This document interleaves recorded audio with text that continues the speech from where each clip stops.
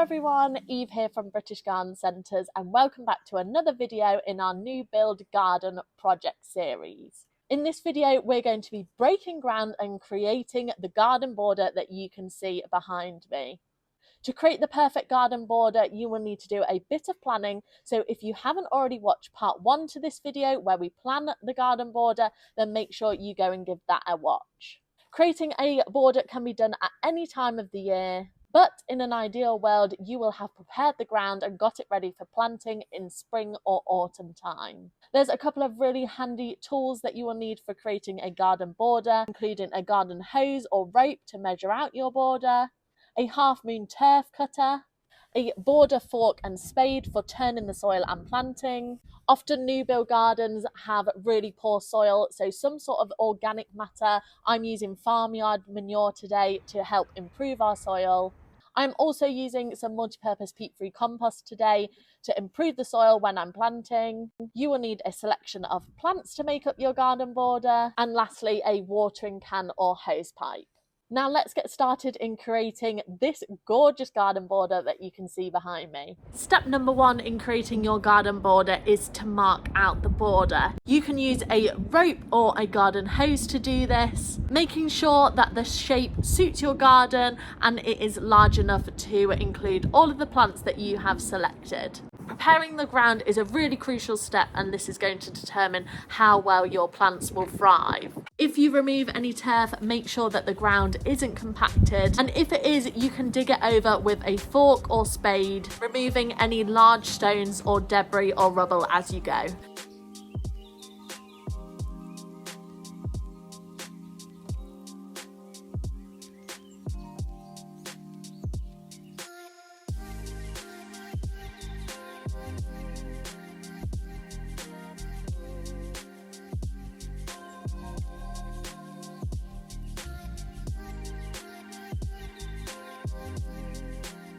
Then you will need to improve the soil. The soil in a new build garden is very rarely good and is often really heavy clay. So I would advise that you add a good 2-inch layer, if not more, of organic matter like this farmyard manure that I have added from Westland to the surface of your soil. You can then use a fork to mix it into the soil evenly. This will not only improve the soil structure, but it will also improve the drainage and add fertility into the soil, which is often lacking in a new build, and then once that's done, you will just want to level off your soil ready for planting. According to the plan that you have made, and if you've took notes from the last video in this series, you will now need to position the plants that you have chosen in their pots onto your garden border. Take your time when you're doing this and keep adjusting the plants in their pots until you are happy with how they look. I recommend that once you've placed a few plants out, take a step back and look at the garden border from afar so you can get the feel for how it's starting to all come together. Don't forget to leave room for the plants to grow to their eventual spread and height, and vary the plants according to their foliage, colour and seasonal interest. When positioning your plants, I would always start with the large structural and evergreen plants first to create the foundations of the border, and at this point add anything right at the back of the border too, like shrubs or climbers.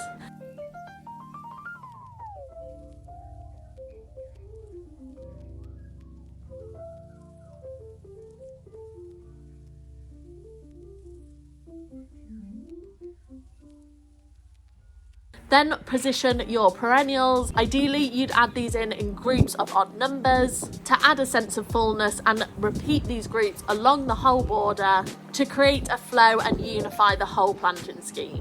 After this, feel free to add in any bedding plants, annuals or bulbs to complete your plan. Once you are happy with the position of all of your plants, then you will need to water them in their pots. It's important to make sure your plants are well watered before planting, because this will help the roots to absorb lots of water and transition easily into their new home.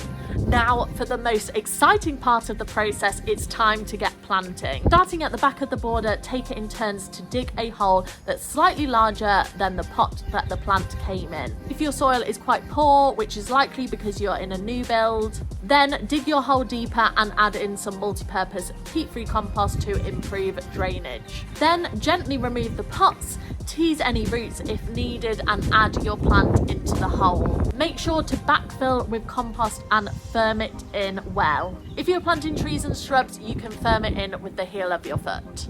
And lastly, water your plants thoroughly to make sure that the roots can absorb as much water as possible so they can settle into their new home.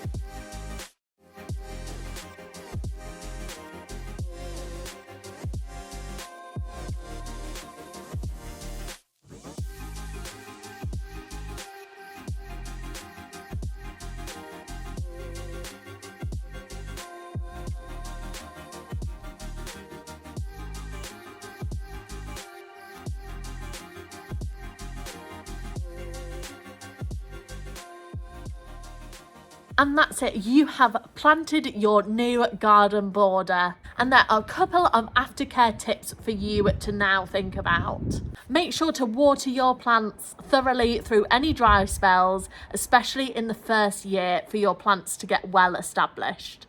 Also, some plants will need a bit of extra support. So any climbers you've planted, like in this garden, I've got a rose and some jasmine. So those will need trellises added to the wall. And when they start to grow, you can tie them in with some garden twine. I will also stake my trees to make sure that they are nice and secure for the first couple of years while they establish their set of roots. If you have any large bushy perennials, it may be worth looking at getting some support for those too. And finally, I recommend that in the autumn or the following spring of you planting out your border, you give it a good mulch. So this is adding a really thick layer of organic material around your plants, which will boost the soil structure, add fertility, and also help with drainage. Especially as you have a new build garden, you really want to work hard in improving the soil over the first couple of years to really get your garden going and ensuring that your plants are planted somewhere that they are going to thrive in. And that's it. I hope you find these steps helpful in creating your dream garden border. I know the owners of this new build garden are very happy with their border here. Now, any gardener will always tell you that a garden is never finished. So it is very likely that over time you will want to edit parts of your borders, whether that's adding in new plants for seasonal interest, or lifting and dividing the existing plants once they've established over a couple of years, or maybe you want to swap plants out and put some new ones in.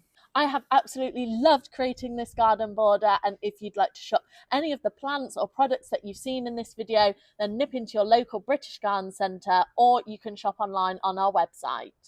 And for more content like this, don't forget to follow us on our social media channels and subscribe to this YouTube channel for more videos. Thank you for watching, everyone. See you next time.